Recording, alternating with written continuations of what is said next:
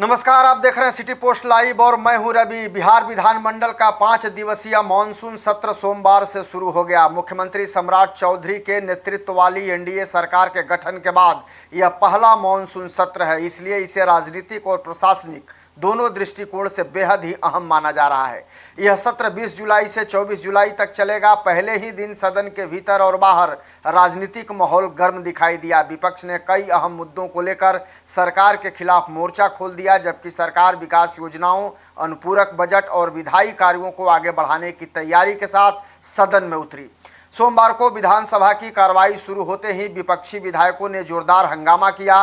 विभिन्न मुद्दों को लेकर विपक्ष के सदस्य अपनी सीटों से उठकर नारेबाजी करने लगे और सरकार के खिलाफ विरोध प्रदर्शन दर्ज कराया।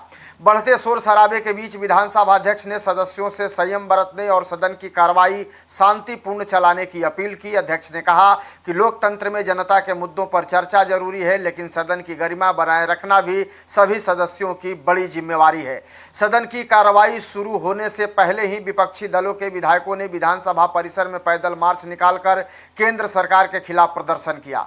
प्रदर्शन के दौरान विधायकों के हाथों में पोस्टर और तख्तियां थी, जिन पर विभिन्न मांगों को और विरोध से जुड़े हुए नारे भी लिखे गए थे। विपक्ष ने विशेष रूप से केंद्रीय शिक्षा मंत्री धर्मेंद्र प्रधान के इस्तीफे की मांग को लेकर जोरदार प्रदर्शन किया।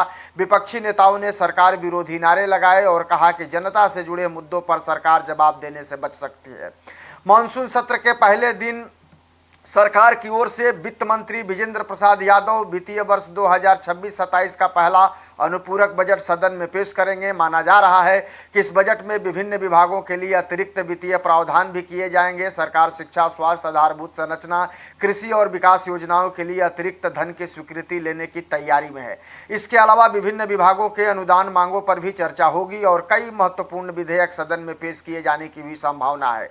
दूसरी ओर विपक्ष ने सरकार को घेरने के लिए पूरी रणनीति तैयार कर ली है। विपक्ष का कहना है कि वह सदन में भरत तिवारी कथित एनकाउंटर, राबड़ी आवास खाली कराने के मुद्दे, राज्य की कानून व्यवस्था, किसानों की समस्याओं और सरकार की नीतियों को प्रमुखता से उठाएगा। विपक्षी नेताओं का यह कहना है कि वे जनता से जुड़े हर मुद्दे पर सरकार से जवाब मांगेंगे और राज्य की समस्याओं को मजबूती से सदन में उठाएंगे। वहीं सत्ता पक्ष का दावा है कि सरकार विपक्ष के हर सवाल का तथ्यात्मक जवाब देने के लिए पूरी तरीके से तैयार है। सरकार का कहना है कि मानसून सत्र के दौरान विकास योजनाओं, प्रशासनिक सुधारों और जनहित से जुड़े विधायी कार्यों को प्राथमिकता दी जाएगी। मुख्यमंत्री सम्राट चौधरी की नेतृत्व वाली सरकार अपने पहले मानसून सत्र में विकास के एजेंडे को आगे बढ़ाने का प्रयास करेगी। राजनीतिक विशेषज्ञों का यह मानना है कि भले ही यह सत्र केवल 5 दिनों का हो, लेकिन इसकी राजनीतिक अहमियत काफी अधिक है। पहले दिन जिस तरह सदन के अंदर हंगामा और बाहर प्रदर्शन देखने को मिला, उससे साफ है कि आने वाले दिनों में सत्ता पक्ष और विपक्ष के बीच तीखी बहस देखने को मिल सकती है।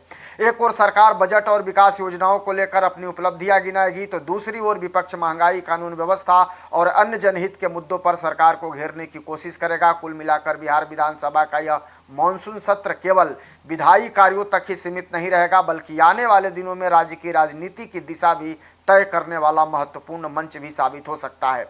अब सबकी नज़र इस बात पर टिकी है कि सरकार विपक्ष के सवालों का किस तरीके से जवाब देती है और 5 दिनों के इस सत्र में कौन कौन से अहम फैसले लिए जाते हैं। आप क्या सोचते हैं इस खबर को लेकर कमेंट जरूर करिएगा और खबर को ज़्यादा से ज़्यादा शेयर और लाइक भी कर दीजिएगा। धन्यवाद।